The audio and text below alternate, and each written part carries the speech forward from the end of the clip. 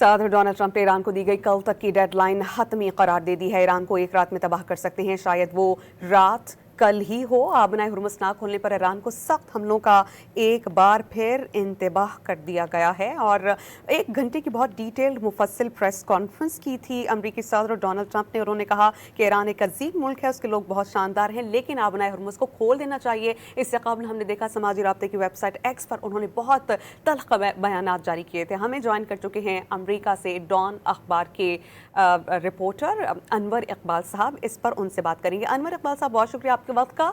आपने गुज़श्ता एक हफ्ते से जो अमरीकी सदर डोनाल्ड ट्रंप की जानिब से एक्स पर पैगाम जारी किए, यकीनन आपकी नज़र से गुजरे होंगे, और आज की जो उन्होंने प्रेस कॉन्फ्रेंस की है, उनकी बॉडी लैंग्वेज से क्या समझ पाए हैं आप? आपकी आवाज़ बिल्कुल नहीं आ रही, बिल्कुल क्लियर नहीं आ रही है। अनवर इकबाल साहब, डोनाल्ड ट्रंप ने बहुत मुफस्सिल प्रेस कॉन्फ्रेंस की है, 1 हफ्ते से ज़ायद तक जारी रही। पीट हेग्सेथ भी उनके साथ मौजूद थे। उनकी प्रेस कॉन्फ्रेंस से क्या समझ पाए हैं? मामला तो जल्द हल हो जाएंगे?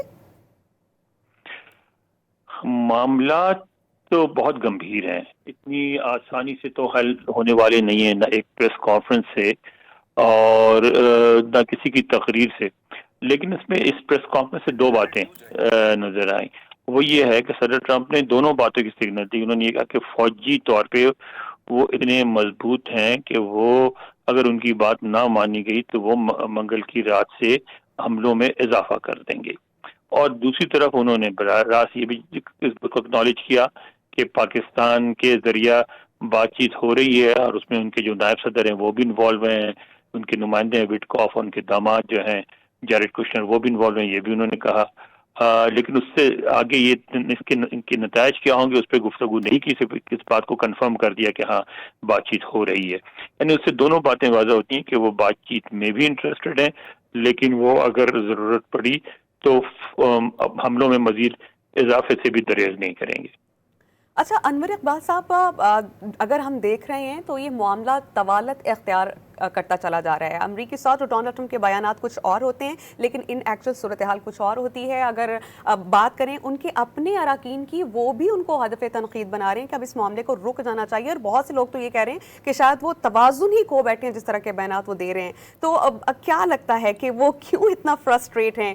ये मामला उनके हाथ से निकल रहा है या वो ईरान को कायल नहीं कर पा रहे? देखें, ये तो डिपेंड करता है ना आप उसको किस तरह देखते हैं। हम पाकिस्तान है, ईरान है और दूसरे मुस्लिम ममालिकों में ज़ाहिर है इसको देखा जाता है ईरान की हमदर्दी के लिहाज से, जो कि देखा जाना चाहिए। ज़ाहिर उनके हमारे एक देरीना ताल्लुकात हैं, तो हमें यही लगता है कि जैसे अमेरिका जो है वो जंग लूज कर रहा है और उसकी वजह से फ्रस्ट्रेट हैं। अमेरिका में इसको ज़रा मुख्तलिफ अंदाज से देखा जाता है। वहाँ तनकीद बनाना अमेरिका में आम सी बात है सदर को, लेकिन यहाँ सिस्टम वो हमारा पार्लिमानी सिस्टम नहीं है। सदर अपने पूरे 4 साल पूरे करके जाता है सिवाय से उसकी इम्पीच हो जाए, जिसके कोई चांसेस नहीं है। वो रहेंगे यहाँ और वो इत्मीनान से अपने प्लान पे अमल भी करेंगे।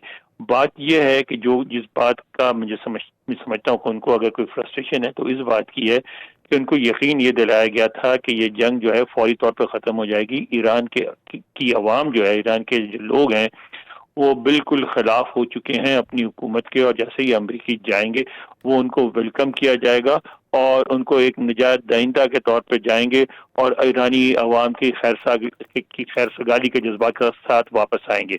ऐसा नहीं हुआ।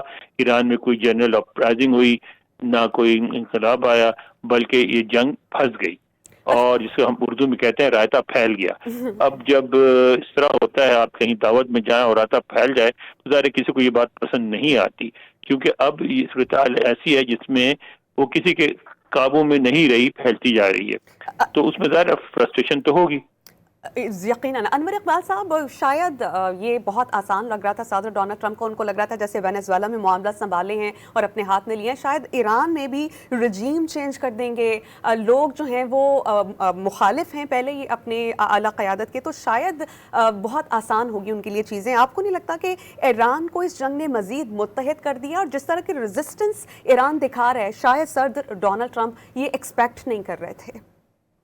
बिल्कुल दुरुस्त कह रही हैं आप, बिल्कुल ऐसे ही हुआ है। ये एहसास को यहाँ रहते हुए जो इवन हम लोग थे, क्योंकि यहाँ हर शहर में ایرانی جو رہتے ہیں، اور یہاں کافی ایرانی رہتے ہیں، وہ مظاہرے کرتے تھے، ٹی وی پہ آتے تھے. ہمارے تو جہاں میں رہتا ہوں اس سے تھوڑی فاصلے پہ رہتے ہیں جو سابق شہنشاہ ہیں، ان کے صاحبزادے یہاں. تو ہمیں یہی ہر موڑ پہ ایرانی کھڑے نظر آتے تھے پلے کارڈ لے کے. تو اگر آپ یہی لندن کا حال تھا، یہی فرانس میں تھا، برطانیہ میں تھا اور ملکوں میں تھا. تو اگر آپ ویسٹ کے حوالے سے دیکھیں یہاں بیٹھ کے، تو نظر یہی آ رہا تھا کہ ایران میں کسی وقت بھی تبدیلی آئی. لیکن گراؤنڈ پہ سچویشن تھوڑا ڈفرینٹ تھی. جو وینیزویلا میں اور اس میں جو فرق ہے اس کو سمجھ نہیں سکے. وینیزویلا اور ایران ہو یا افغانستان ہو یا عراق ہو، آپ دیکھیں ان ملکوں میں حالیہ جو جنگیں ہوئی، تینوں میں امریکہ کو کوئی خاطر خواہ فوجی جو ہے فائدہ نہیں ہوا. اس لیے کہ یہاں ہوتا یہ کہ یہاں عوام انوالو ہو جاتی ہے اور عوام خلاف ہو جاتی ہے. جب عوام خلاف ہو جاتی ہے، جب عوام کسی علاقے کے خلاف ہو جائے تو اس جنگ کو جیتا نہیں جا سکتا، کیونکہ وہ بلند پھیلتی چلی جاتی ہے.